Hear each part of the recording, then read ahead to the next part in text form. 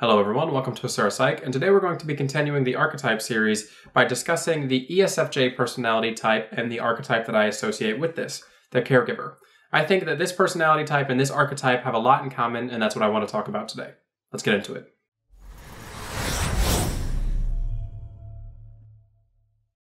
So why is the ESFJ the caregiver? Well, let's first talk about kind of what a caregiver is in archetypal terms. From the Jungian kind of archetype of the caregiver is someone who, as the name suggests, gives care. They're someone who's going to be very selfless. They like to help others, and that tends to be their primary desire in life. They want to make sure that everybody around them is feeling good and in a good state.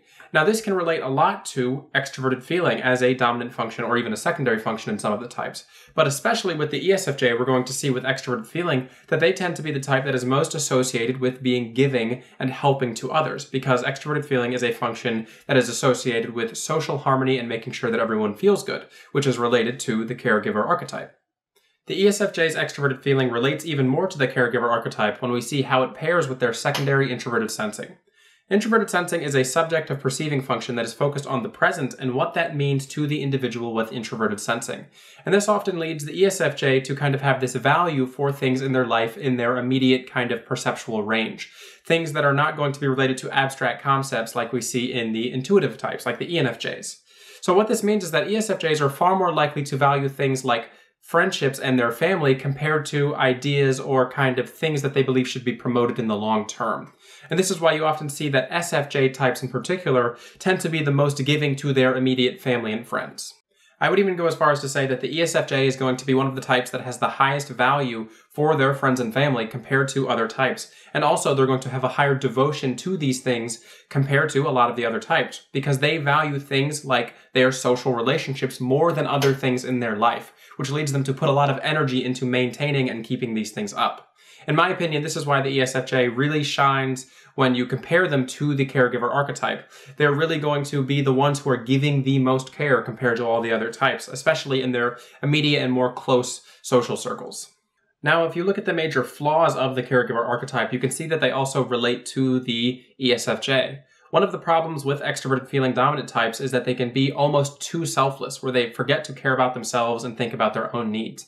And if you're interested in learning more about that, you can check out the video I did called Healthy versus Unhealthy Extroverted Feeling, which goes over this topic in more depth. The main point, though, is that ESFJs are going to have a tendency towards social or emotional martyrdom when it comes to engaging with the people they're close with. They may be willing to take on the blame for something that they may not even believe that they did, or they may be willing to just take on the blunt of some sort of emotional problem of another person without it being entirely their problem. And this is an issue for the extroverted feeling types, because they need to learn when it's going to be their responsibility to take on somebody else's problem versus when it's just something that that person needs to deal with themselves. As I mentioned earlier, ESFJs tend to have a great capacity for helping people who are in their immediate social circle, but this often comes at the expense of the idea that ESFJs aren't going to be as likely to help those who aren't in their immediate social circle. They tend to be exceptionally giving to those who are very known and close to them, but they're not going to be treating those who are outside of this immediate social circle in the exact same way. Now, they might be willing to help someone in need on the street, say, for example, but they tend to treat those who are close to them as the most important.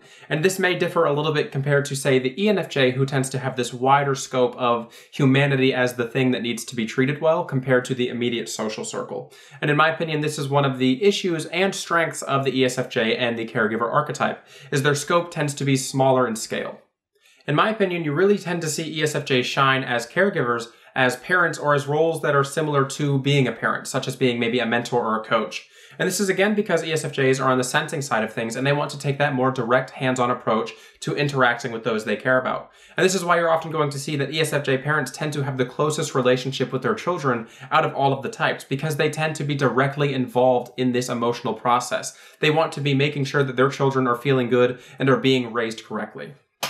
You might also see ESFJs working in a slightly larger scale approach to caregiving in things like mission work or helping feed the homeless, things of that nature. And this is again because they want to have that direct hands-on approach when helping people. And they don't do it maybe for the direct same reasons that an ENFJ might, where they feel like they're helping this greater overall cause. For the ESFJ, it really boils down to the idea that they want to see the smile on somebody else's face. They want somebody else to feel good. They want to directly help. And that's kind of what the caregiver archetype really wants deep down. Alright everybody, I hope you've enjoyed this video discussing the relationship between the ESFJ personality type and the caregiver archetype. In my opinion, the ESFJ personality type is one that is undervalued, especially in the MBTI and personality typology community. There aren't many ESFJs around on Discord servers and forums, but in my opinion, this is probably because they're too busy helping their family and friends or interacting with them in a meaningful way. You don't tend to see them online discussing personality theory very often. But I think that is their strength, though. They're going to be the types who are really going to be interested in helping people in that really hands-on, direct way.